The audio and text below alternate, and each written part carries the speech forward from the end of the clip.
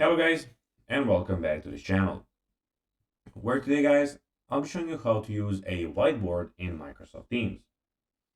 So guys, the first thing that you of course need to do is go to Google and download the Microsoft Teams application. After that, you just need to go and log into your profile or register to Microsoft Teams if you haven't already done that, of course. But now guys, let's see what we actually have in front of us here.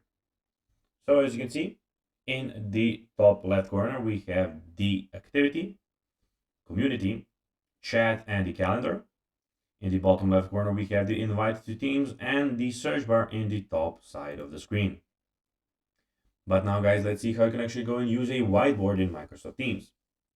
So of course, you just firstly need to go and open Microsoft Teams and start a meeting.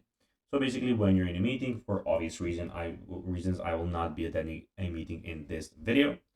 But when you need to start a meeting and click on the Share Content button, an upward arrow icon in the meeting control bar at the bottom of the screen. Choose Microsoft Whiteboard from the options. You can either select an existing whiteboard or create a new one. Use the toolbar to add text boxes, sticky notes, pens, and erasers. You can also pan and zoom the adjust view.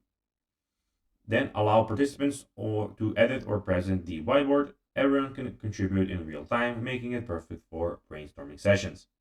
Once you're done and the meeting, the whiteboard will be saved in the meeting chat for future references. So guys, that will be everything for this video. I hope that you found this video informative and entertaining, guys. If you did, don't forget to like this video, share it, subscribe to the channel, and put the notifications on, as guys, this really helps us grow our channel.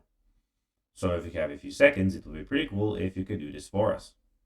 That will be everything, guys, as I said, and I'll be seeing you in the next video. Bye, guys.